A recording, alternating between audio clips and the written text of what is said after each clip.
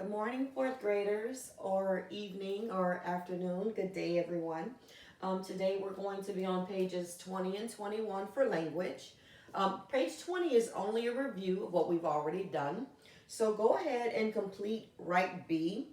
It's just asking you to write different types of sentences, whether it's declarative, imperative, interrogative. Just read the directions carefully and follow the instructions. Write your sentences. And also remember C. You will go ahead and submit page 20 to me, and I will check it for you. It may not particularly be for a grade, but just so that I know that you're doing everything correctly and you have the right concept.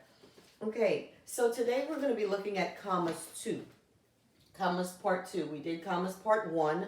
Remember, you will need to know all of your rules for comma, for grammar in particular. So commas rule number 1 is to use commas to separate 3 or more items written in a series. So rule 2 today we're going to be looking at is to use commas to separate items in dates and addresses. So that's what we're focusing on. For your exercise, think A. I've put 3 of the sentences on the board so that we can go over them to make sure we have good understanding. There is also an example there for you in the blue box at the top. So let's go over the blue box first. It says, on September 22nd, 1776, Nathan Hale was hanged as a spy. Notice that there is a comma after the day of the month and after the year of that date as well, because it's in the middle of a sentence. Anytime a year comes in the middle of a sentence, you will have a comma after the year. If it comes at the end of the sentence, then it's only followed by a period. Okay? All right. So the second example, Communist China regained possession of Hong Kong on Tuesday, that's the day of the week, comma, July 1st, comma, 1997, period. Notice that the year is at the end of the sentence, so it's only followed by a period. The comma is also after the day of the month again, and after the day of the week because it is listed there as well.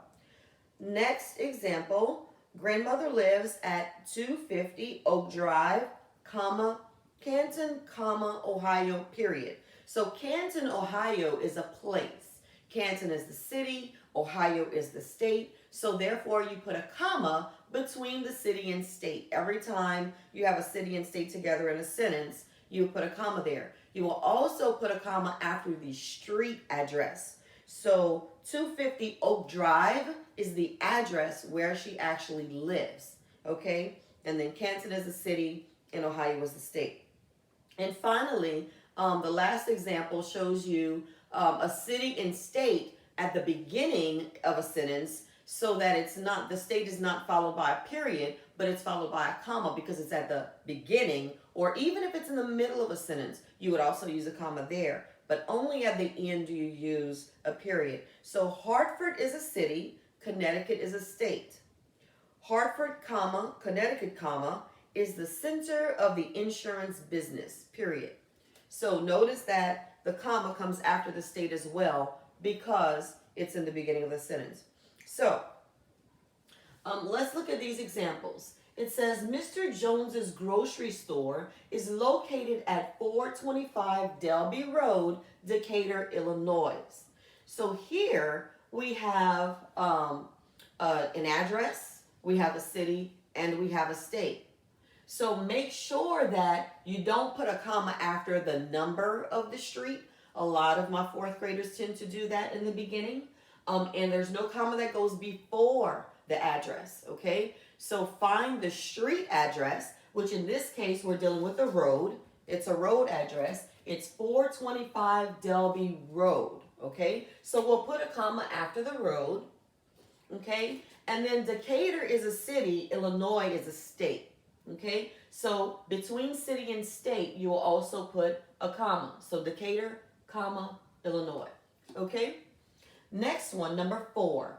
Is your birthday on July 6th, 2000 or October 15th, 2001? Remember, with the dates, We do not put a comma after the month. We put a comma after the day of the month. Okay, so July 6th, comma. And because this 2000 is in the middle of the sentence and it's a year, we will also put a comma here. Okay, July 6th, 2000 or October 15th, 2001. We don't put a comma before or after the month. It's after the day, okay? So October 15th, comma, 2001 is at the end of a sentence, so it's followed by the punctuation mark that ends the type of sentence. In this case, it's a period. In the book example, that was a declarative sentence, so it only made a statement, so therefore it was a period. Okay, so number 8. They drove from Toledo, Ohio to Fort Wayne, Indiana in one day. So here we have 2 cities in 2 states. Okay, so Toledo, Ohio is a city-state. Okay, this is a city, this is a state. So we always put a comma between the cities and states. Same here. Fort Wayne is a city. Remember that forts are counted as part of the city. It's 2 words that make one word, right? So this is a proper noun, Fort Wayne. And Indiana is the state. So you put a comma after Fort Wayne, comma, Indiana. Notice that both states are in the middle of a sentence. So we do have to put commas after the states as well, okay? So they drove from Toledo, comma, Ohio, comma, to Fort Wayne, comma, Indiana, comma, in one day, okay? Write B asks you to write a few sentences. Make sure you read them carefully and follow the instructions on how it is to be written. And if you have any questions, let me know. 21, you will also send me the answer for. I'll send you a link. You could just send both pages together. Page 20 and 21, send those 2 pages together in one link. I'll put that for you shortly. Let me know if you have any questions, guys.